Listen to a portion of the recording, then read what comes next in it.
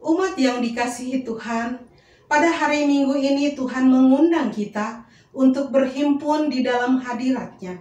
Dengan hati yang berlimpah sukacita dan kerinduan, kita menyambut undangan Tuhan. Marilah kita memuji dan mengagungkan nama-Nya dengan kidung pujian, Bila Aku Lihat Bintang Gemerlapan.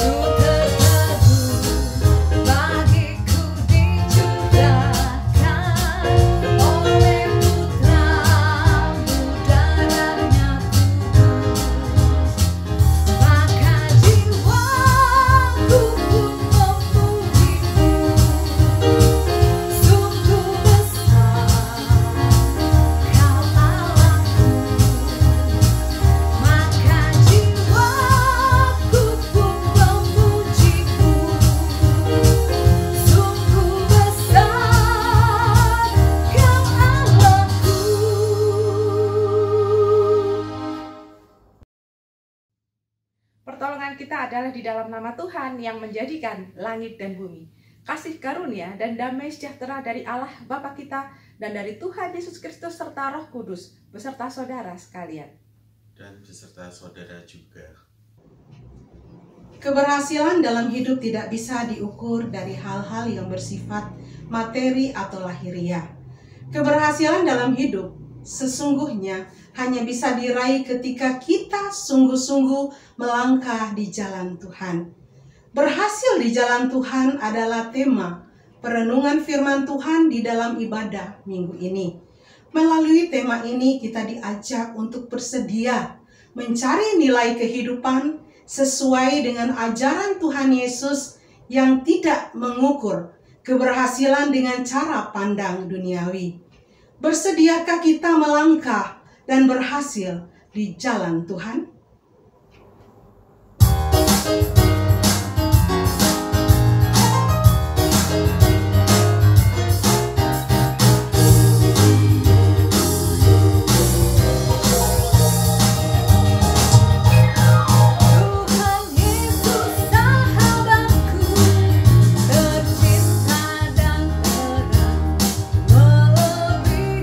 Segalanya bagiku,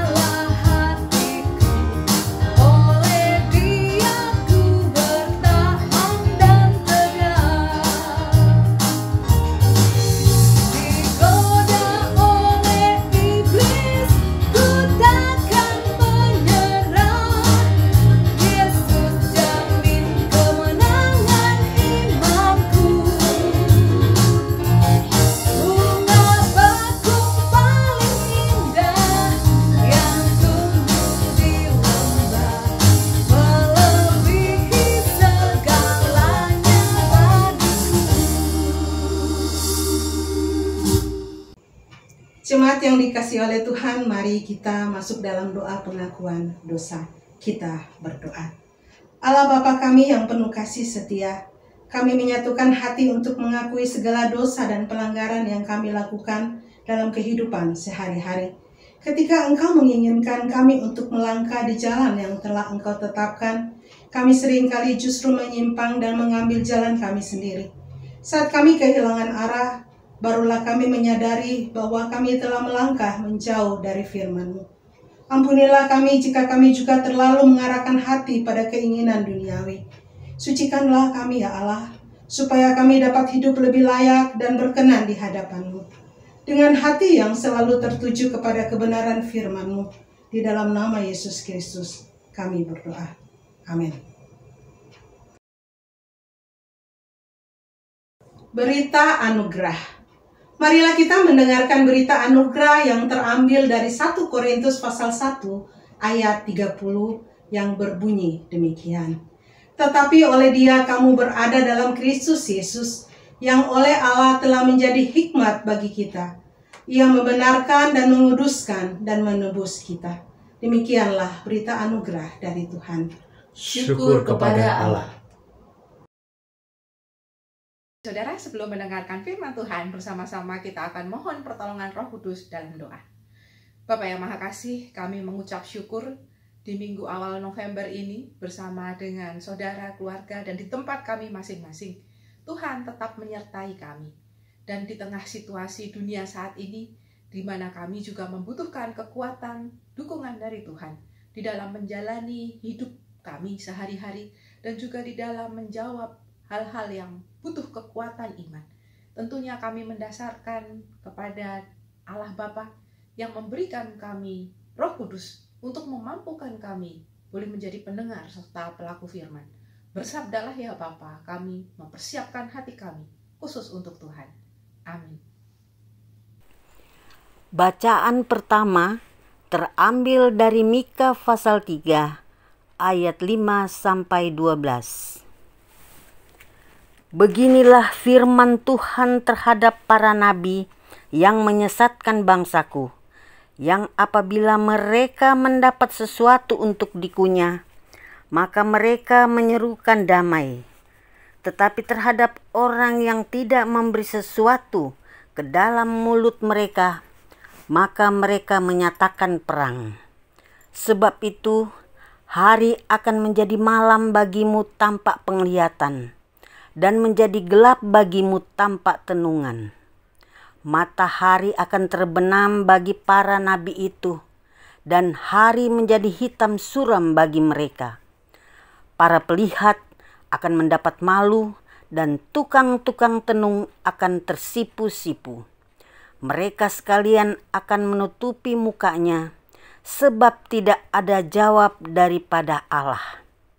Tetapi aku ini penuh dengan kekuatan, dengan roh Tuhan, dengan keadilan dan keperkasaan, untuk memberitakan kepada Yakub pelanggarannya, dan kepada Israel dosanya.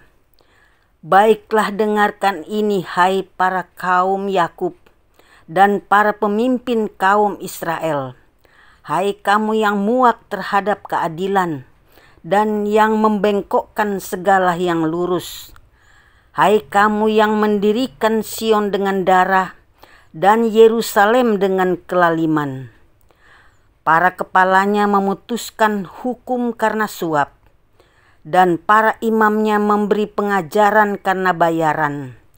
Para nabinya menenung karena uang, padahal mereka bersandar kepada Tuhan dengan berkata, bukankah Tuhan ada di tengah-tengah kita? Tidak akan datang malapetaka menimpa kita.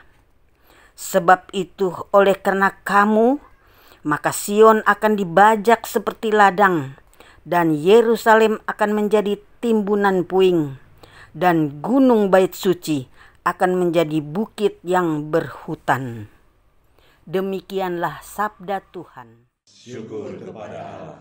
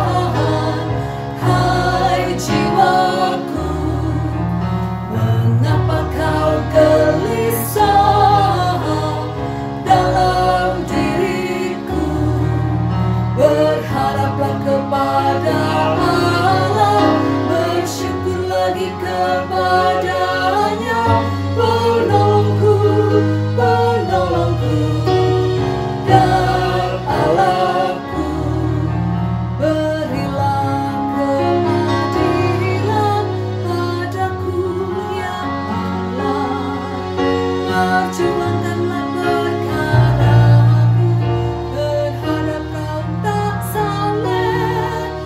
Luputkan aku ya Tuhan dari orang penipu. Luputkan aku dari orang curang. Mengapa kau tertekan, hai jiwaku? Mengapa kau gelisah dalam diriku? Berharaplah kepada Allah, bersyukur lagi kepadanya. Penolongku, penolongku, dan Allahku. Sebab Engkaulah Allahku, tempatku untuk mengungsi. Mengapa kau membuang aku ya Allah? Mengapa aku harus hidup dengan berkabut dalam impitan musuh-musuh? Mengapa kau tertekan, hai jiwaku? Mengapa kau gelisah dalam diriku?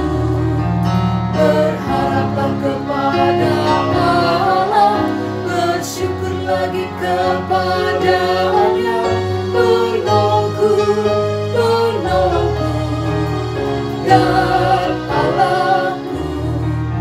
Suruh terangmu datang supaya ku dituntun, dibawa ke gunungmu yang kudus, ke tempat kediamanmu. Maka ku pergi ke Mezbah menghadap Engkau ya Allah, bersyukur dengan kecapi sukacita. Mengapa kau tertekan, hai jiwaku? Mengapa kau gelisah dalam diriku? Berharaplah kepada Allah, bersyukur lagi kepadanya. Penolongku, penolongku, dan Allahku.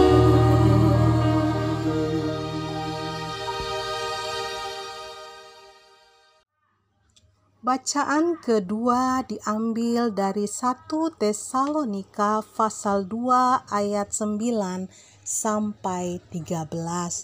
Sebab kamu masih ingat saudara-saudara akan usaha dan jerih lelah kami, sementara kami bekerja siang malam supaya jangan menjadi beban bagi siapapun juga di antara kamu. Kami memberitakan Injil Allah kepada kamu. Kamu adalah saksi. Demikian juga Allah, betapa saleh, adil, dan tak bercacatnya kami berlaku di antara kamu yang percaya. Kamu tahu betapa kami seperti bapa terhadap anak-anaknya telah menasihati kamu dan menguatkan hatimu seorang demi seorang, dan meminta dengan sangat supaya kamu hidup sesuai dengan kehendak Allah yang memanggil kamu ke dalam kerajaan dan kemuliaannya. Dan karena itulah kami tidak putus-putusnya mengucap syukur juga kepada Allah, sebab kamu telah menerima firman Allah yang kami beritakan itu, bukan sebagai perkataan manusia, tetapi dan memang sungguh-sungguh demikian, sebagai firman Allah yang bekerja juga di dalam kamu yang percaya. Demikianlah firman Tuhan. Syukur kepada Allah. Pembacaan Injil Yesus Kristus menurut Matius pasalnya yang ke-23 ayat pertama hingga ayatnya yang ke-12. Maka berkatalah Yesus kepada orang banyak dan kepada murid-muridnya, katanya, ahli-ahli Taurat dan orang-orang Farisi telah menduduki kursi Musa. Sebab itu turutilah dan lakukanlah segala sesuatu yang mereka ajarkan kepadamu. Tetapi janganlah kamu turuti perbuatan-perbuatan mereka, karena mereka mengajarkannya tetapi tidak melakukannya. Mereka mengikat beban-beban berat, lalu meletakkannya di atas bahu orang. Tetapi mereka sendiri tidak mau menyentuhnya. Semua pekerjaan yang mereka lakukan hanya dimaksud supaya dilihat orang. Mereka memakai tali sembahyang yang lebar dan jubah yang panjang. Mereka suka duduk di tempat terhormat dalam perjamuan dan di tempat terdepan di rumah ibadat. Mereka suka menerima penghormatan di pasar dan suka dipanggil rabi. Tetapi kamu, janganlah kamu disebut rabi, karena hanya satu rabimu, dan kamu semua adalah saudara. Dan janganlah kamu menyebut siapapun bapa di bumi ini, karena hanya satu bapamu, yaitu Dia yang di surga. Janganlah pula kamu disebut pemimpin, karena hanya satu pemimpinmu, yaitu Mesias. Barang siapa terbesar di antara kamu, hendaklah ia menjadi pelayan. Dan barang siapa meninggikan diri, ia akan direndahkan. Dan barang siapa merendahkan diri, ia akan ditinggikan. Demikianlah Injil Tuhan Yesus Kristus. Yang berbahagia adalah mereka yang mendengarkan firman Allah dan melakukannya dalam kehidupan hari lepas hari. Haleluya.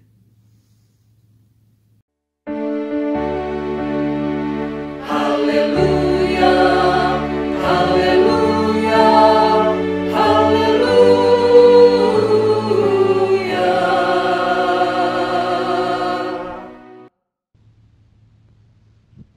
Saudara-saudara yang dikasihi Kristus, salam sehat untuk kita semua. Beberapa waktu yang lalu, khususnya di bulan Mei sebagai bulan pendidikan, yaitu tanggal 2, bumi kita, bumi pertiwi ini merayakan Hari Pendidikan Nasional, di mana kita diingatkan bahwa para patriot bangsa saat itu sungguh memperkumulkan untuk memberikan pendidikan yang baik bagi rakyatnya di tengah penjajahan kolonial Belanda. Salah satu yang terkenal adalah Ki Hajar Dewantoro yang memiliki nama asli Raden Mas Suwardi Suryadiningrat. Dia adalah tokoh pergerakan kemerdekaan Republik Indonesia. Di tengah situasi kehidupannya sebagai seorang bangsawan, anak orang kaya, dia juga pernah bersekolah kedokteran di Sekolah Bumi Putra bernama Stovia. Namun karena kondisi sakit, maka ia tidak melanjutkan pendidikannya.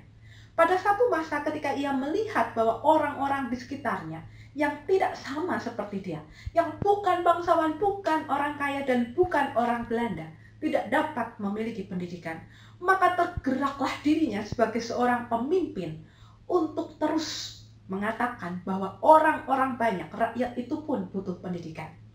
Karena itu pemerintah kolonial Belanda marah kepadanya. Ia dibuang ke Pulau Bangka dan kemudian dibuang ke negeri Belanda. Namun setelah pulang dari negeri Belanda, muncul keberaniannya untuk membuat atau mendirikan sebuah sekolah yang bernama Taman Siswa yang diperuntukkan bagi masyarakat atau orang banyak.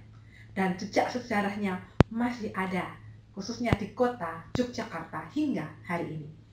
Teladan apa saja yang dia berikan sebagai pemimpin yang meskipun anak orang kaya, anak bangsawan, tapi dia justru memberi diri untuk orang banyak, rakyat yang lebih banyak daripada orang-orang kaya saat itu. Dia memikirkan kehidupan orang lain. Salah satu hal yang menjadi kekhasannya adalah semboyannya atau filosofinya untuk menjadi pemimpin. Ada 3 hal yang ia ungkapkan. Sebagai pemimpin yang pertama-tama diharapkan engarso song tulodo.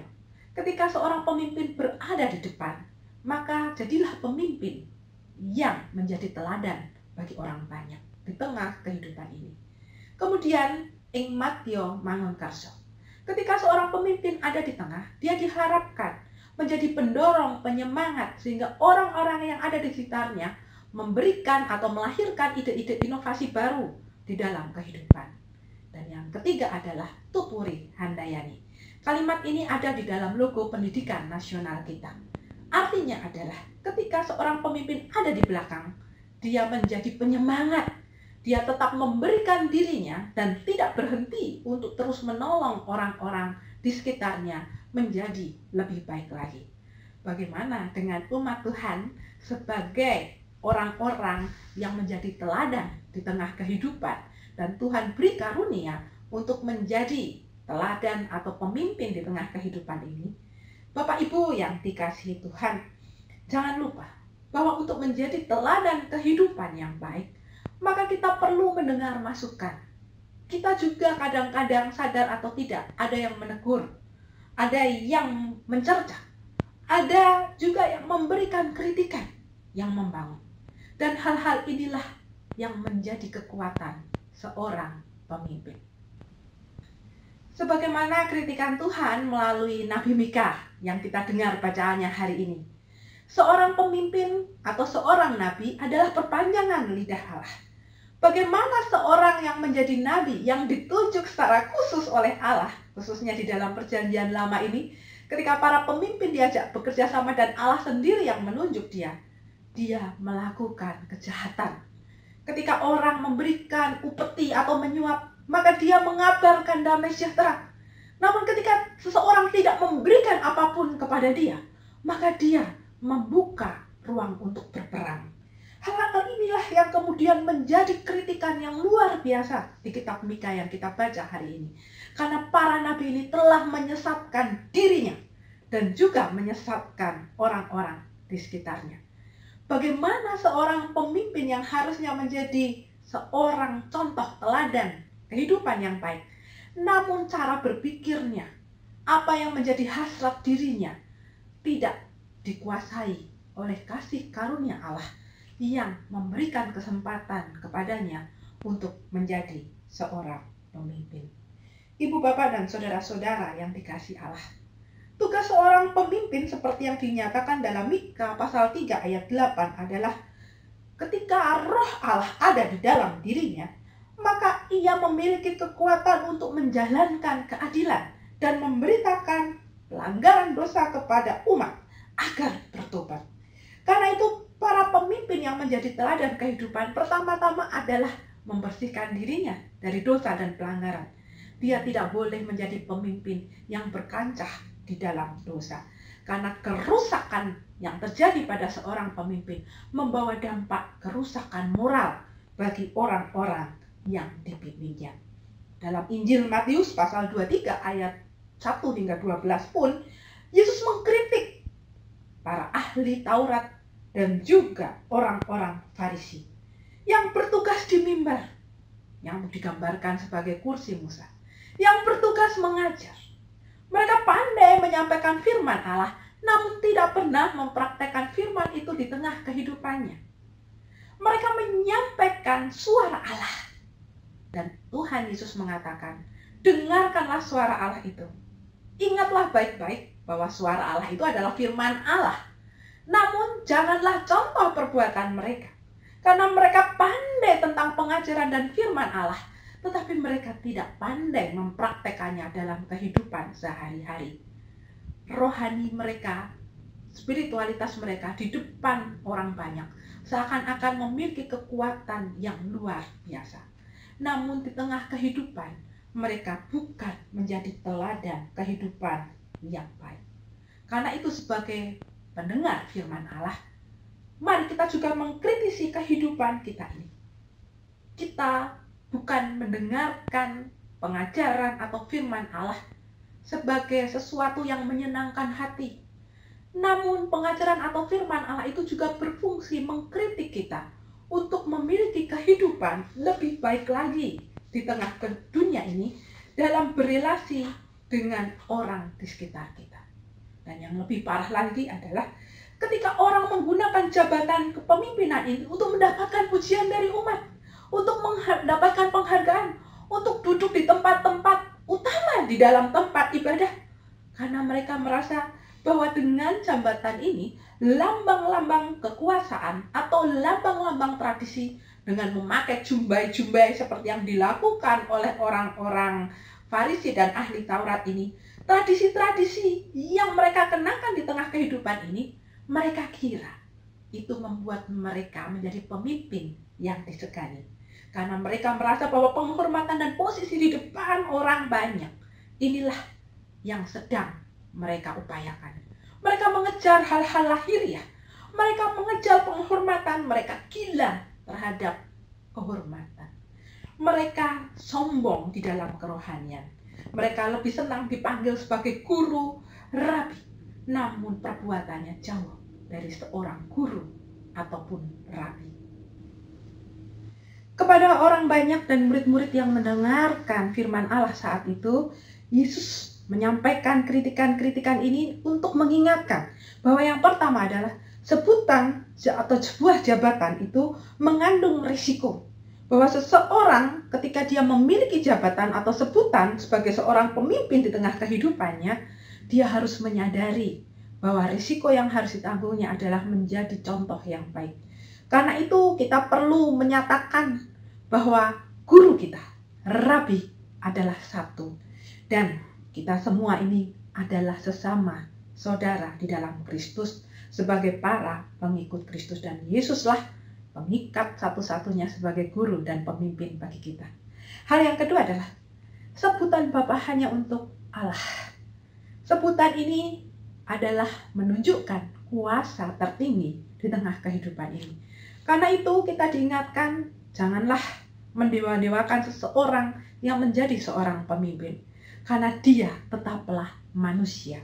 Allah Bapa kita hanyalah Bapa yang ada di surga, yang layak untuk kita sembah. Yang ketiga adalah bersedia rendah hati. Bahwa kita adalah pelayan yang melayani sebagai seorang pemimpin di tengah kehidupan. Dan pemimpin utama kita adalah Yesus Kristus sebagai Mesias dan Juru Selamat bagi kita. Kerendahan hati ini perlu ditunjukkan dengan sikap melayani. Pada posisi di bawah kursi, tidak duduk di kursi. Lebih baik bersikap rendah hati karena akan ditinggikan daripada tinggi hati karena akan direndahkan. Saudara-saudara yang dikasihi Kristus, mari kita mengkritisi kehidupan sehari-hari kita. Yang pertama, saat kita memiliki sebutan sebagai kata saudara, misalkan, maka perlakukanlah orang-orang di sekitar kita dalam kasih persaudaraan atau filia. Dengan pengikat dasarnya adalah kasih Kristus kepada kita. Meski kita berjumpa dengan anggota keluarga kita setiap hari, filia, rasa persaudaraan, mestinya akan menjadi lebih baik dari hari ke hari. Karena sudah hidup bersama sehari-hari, maka perlakuan kita di awal perkenalan, rasa sungkan, penghargaan, saling menghormati, saling memeriksa diri, dan berjaga-jaga agar kita tidak mengungkapkan kata-kata yang tidak nyaman. Kadangkala, disadari atau tidak, terdegradasi, terkurang, dan bahkan dengan sesadar-sadarnya, kita menyebut orang-orang di sekitar kita sesuka-suka kita. Misalkan, ketika di awal perkenalan sebagai pasangan hidup atau sebagai sahabat saudara, kita mengungkapkan rasa sayang dengan memanggil kata sayang. Dan ketika kita meminta tolong kepadanya, kita mengatakan, sayang tolong dong ambilkan. Namun ketika dia dalam kehidupan sehari-hari bersama dengan kita, sebutan saudara ini menjadi hilang, sebutan sebagai sahabat ini menjadi hilang. Kadang-kadang disadari atau tidak, kita lupa menyebut namanya dan kita hanya mengatakan, ambilkan ini, ambilkan itu. Siapa orang yang kita minta tolong? Bukankah itu orang yang dulu kita hormati dan hargai? Karena itu ingatlah bahwa kita perlu menjaga agar rasa persaudaraan itu justru menjadi lebih baik setiap saat dan setiap hari. Kalau kita disebut sebagai seorang kakak, jadilah kakak yang baik. Kalau kita disebut sebagai seorang ayah atau seorang ibu, jadilah seorang ayah dan ibu yang baik yang mengayomi. Kalau kita disebut sebagai kakek atau nenek, jadilah kakek dan nenek yang memberikan teladan yang baik di tengah kehidupan, yang memberikan nasihat yang menyejukkan hati banyak orang. Berikanlah nilai-nilai edukatif yang saling mengasihi satu dengan yang lain. Hal yang kedua adalah di dalam kehidupan kadangkala disadari atau tidak, ada orang-orang yang suka mengambil hati atasannya supaya jabatannya tetap, supaya jabatannya naik, supaya mendapatkan hal-hal yang lebih baik. Dengan cara mendewa-dewakan dan memberikan upeti atau apapun untuk menyenangkan orang-orang atau pemimpin yang ada. Hati-hati Bapak Ibu Saudara, karena kita sedang mendewa-dewakan orang. hanya satu Tuhan kita, Allah Bapa di surga. Beberapa waktu ini kita akan memasuki pesta demokrasi, di mana orang-orang yang menjadi pemimpin teladan ini akan menjadi pemimpin atau teladan di masa depan ini, akan memberikan ceramah-ceramahnya, akan berkampanye dalam pesta demokrasi ini untuk menunjukkan dan memberikan contoh-contoh program kerja yang akan dia lakukan untuk masa ke depan sana. Karena itu, dalam rangka memilih orang-orang atau calon pemimpin pilkada di tanggal 9 Desember 2020 nanti, marilah kita melihat apakah seorang pemimpin ini seorang yang nasionalis, yang seperti Ki Hajar Dewantara, mau untuk mengutamakan kepentingan orang banyak daripada kepentingan pribadi ataupun golongan. Apakah program-programnya ini program-program yang bombastis atau terukur dan menyejahterakan umat? Apakah dia memiliki kredibilitas? Apakah track record-nya bagus atau baik? Apakah ia diyakini tidak memecah-mecah dengan isu-isu rasial atau keagamaan? Inilah orang-orang yang patut untuk dijadikan teladan. Pilihlah melalui orang-orang yang akan menjadi wakil yang baik untuk kita melalui pesta demokrasi ini. Yang ketiga adalah rendah hati. Rendah hati ini perlu menjadi citra diri di tengah kehidupan kita sehari-hari. Seseorang meskipun bertelut dan bertelutnya di atas bukit, dia pasti akan kelihatan dari jauh. Artinya adalah kejarlah hal-hal rohani yang mewujud di dalam sikap hidup jasmani tanpa tinggi hati. Kalau kita sedang sukses, maka ingatlah bahwa kesuksesan itu adalah karya Allah, agar kita dipakai untuk menjadi lebih baik lagi di tengah kehidupan ini dalam tuntunan Tuhan. Demikian pula saat kita sedang gagal atau dalam situasi menderita hidup bersama di tengah pandemi, kehilangan pekerjaan, susah mencari pekerjaan, susah untuk meningkatkan diri, susah untuk menghadapi banyak hal yang berbeda dalam situasi yang berbeda, susah untuk beradaptasi dengan situasi yang terus-menerus baru setiap saat.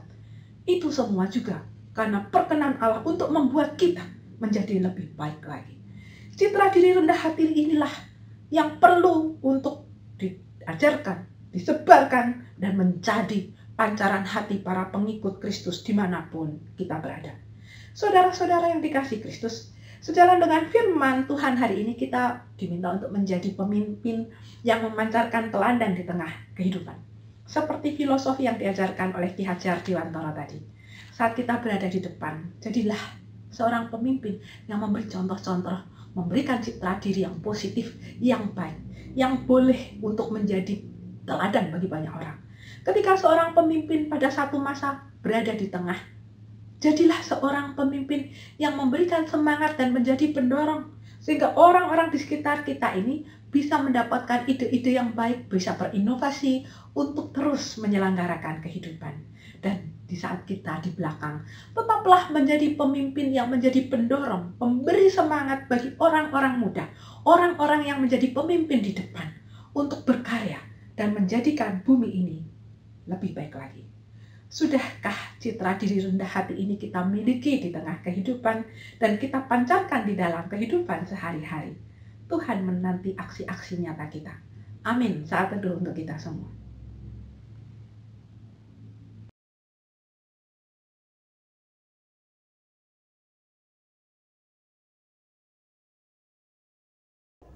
Marilah kita memperbaharui pengakuan iman percaya kita dengan menyatakan pengakuan iman rasuli bersama-sama. Aku percaya pada Allah, Bapa yang Maha Kuasa, Halik langit dan bumi, dan kepada Yesus Kristus anaknya yang tunggal Tuhan kita, yang dikandung dari Roh Kudus, lahir dari anak darah Maria, yang menderita sengsara di bawah pemerintahan Pontius Pilatus, disalibkan, mati dan dikuburkan, turun ke dalam kerajaan maut. Pada hari yang ketiga, bangkit pula dari antara orang mati, naik ke surga, duduk di sebelah kanan Allah, Bapa yang Maha Kuasa. Dan dari sana ia akan datang untuk menghakimi orang yang hidup dan yang mati. Aku percaya pada Roh Kudus, gereja yang kudus dan am, persekutuan orang kudus, pengampunan dosa, kebangkitan orang mati, dan hidup yang kekal. Mari saudara, kita masuk di dalam doa syafaat. Bapa yang Maha Kasih, kami mengucap syukur ketika hari ini kami diingatkan bahwa ketika kami menjadi teladan, pemimpin di tengah kehidupan, biarlah kami menjadi pemimpin yang di depan memberikan teladan yang baik. Ketika kami berada di tengah, kami boleh menjadi pendorong, penyemangat, sehingga orang boleh kreatif di tengah kehidupan. Dan ketika posisi kami ada di belakang, kami tetap memberikan semangat bagi para pemimpin yang ada di depan untuk terus berkarya di tengah kehidupan ini. Dan biarlah karya kasih Allah di tengah kehidupan yang mengizinkan kami untuk berkarya, menari bersama Allah, mengisi kehidupan ini. Biarlah Allah yang memperlengkapi kami untuk menjadi alat-alat Allah di tengah kehidupan, membawa damai sejahtera. Termasuk di dalam situasi pandemi, ketika orang mengalami krisis di tengah kehidupan dalam segala sisi kehidupannya, baik dalam politik, ekonomi, sosial. Kami percaya ya Bapa, Engkau menginginkan kami untuk tetap teguh menjalani kehidupan ini dan tetap mengabarkan damai sejahtera Allah di tengah kehidupan. Kami rindu berdoa untuk para pemimpin bangsa kami, baik dari pusat hingga daerah. Berikanlah hati yang paham akan kehendak Allah dan takut akan Allah, sehingga mereka boleh mengutamakan kepentingan orang banyak daripada kepentingan pribadi ataupun golongan. Termasuk pesta rakyat Pilkada pada bulan Desember nanti. Bila dalam masa-masa pesta demokrasi ini, kami diingatkan untuk memilih orang-orang yang memiliki track record yang baik, seorang yang nasionalis dan memang memiliki kapabilitas untuk memimpin bangsa ini di daerahnya masing-masing dan menjadi teladan. Kami juga berdoa bagi kebutuhan umat ya Bapa, di tengah situasi krisis dan kritis pada saat ini.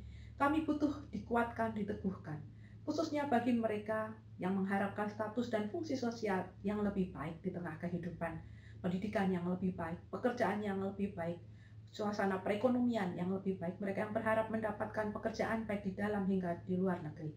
Mereka yang pada saat ini, pada usia senja, membutuhkan kekuatan dan dukungan Tuhan untuk terus boleh berkarya meskipun tubuh lemah, tetapi biarlah rohaninya Tuhan kuatkan. Bagi mereka yang menjadi janda, duda, yatim piatu atau memilih hidup sendiri, kiranya Tuhan boleh berkati. Bagi mereka yang memiliki pasangan hidup namun belum memiliki anak, kiranya Tuhan juga boleh dengar seru doa mereka. Bagi mereka yang Tuhan memang tidak karuniakan anak, kiranya juga boleh berkarya untuk hal-hal yang lebih luas lagi. Bagi mereka yang membutuhkan kekuatan komunikasi, perbaikan hubungan antar anggota keluarganya, kiranya Tuhan juga boleh berkati dan sertai untuk menjadi pribadi-pribadi yang lebih baik lagi ke depan. Bagi mereka yang memiliki pada saat ini harapan untuk memiliki pasangan hidup, kiranya Tuhan juga boleh dengar seru doa mereka. Bagi mereka yang berulang tahun baik pribadi maupun pernikahan, kiranya pertambahan usia ini boleh menjadikan penyemangat untuk bekerja dan berkarya lebih baik lagi. Kami juga berdoa bagi para medis dan juga mereka yang berjuang untuk melawan COVID dan mencari obat untuk menyembuhkan COVID ini atau untuk membuat antivirus, kiranya Tuhan juga boleh berkati. Inilah doa-doa kami ya Bapa yang jauh dari sempurna, yang kami mohon Tuhan sempurnakan di dalam Kristus Yesus yang mengajar kami berdoa. Bapa kami yang ada di surga, dikuduskanlah nama-Mu, datanglah kerajaan-Mu, jadilah kehendak-Mu di bumi seperti di surga. Berikanlah kami pada hari ini makanan kami yang secukupnya, dan ampunilah kami akan kesalahan kami, seperti kami juga mengampuni orang yang bersalah kepada kami. Dan janganlah bawa kami ke dalam pencobaan, tetapi lepaskanlah kami dari yang jahat. Karena Engkau yang punya kerajaan, dan kuasa, dan kemuliaan sampai selama-lamanya. Amin.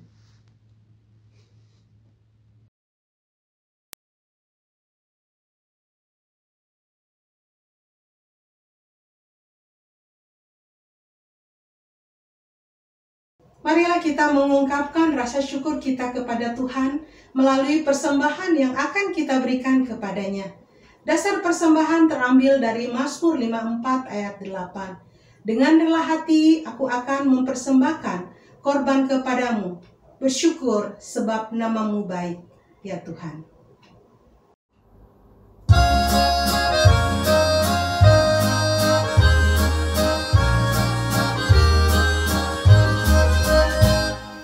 Hujan berkat kan terjadi.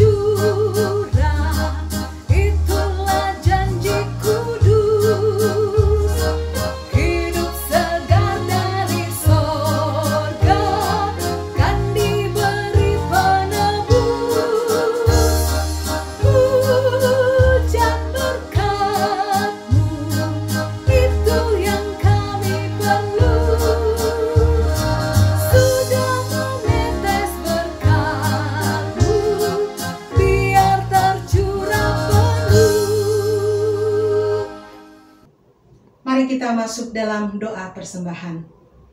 Allah sumber berkat yang sejati, kami memberikan persembahan sebagai ungkapan syukur atas kasih sayang-Mu yang tak pernah berhenti dalam kehidupan kami.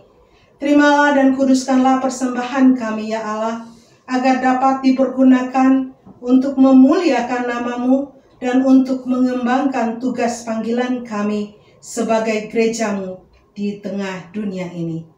Amin.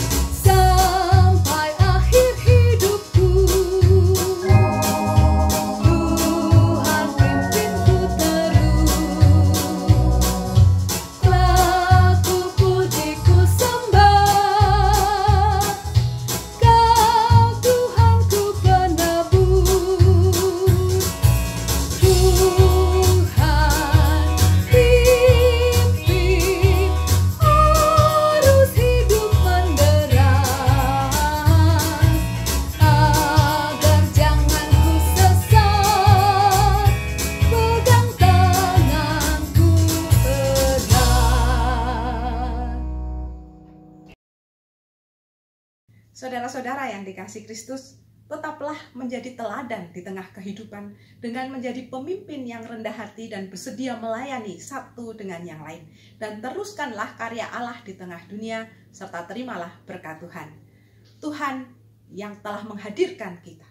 Tuhan akan memperlengkapi engkau dan melindungi serta menjaga engkau dengan kasih-Nya dalam nama Bapa, Anak, dan Roh Kudus, kini serta selamanya.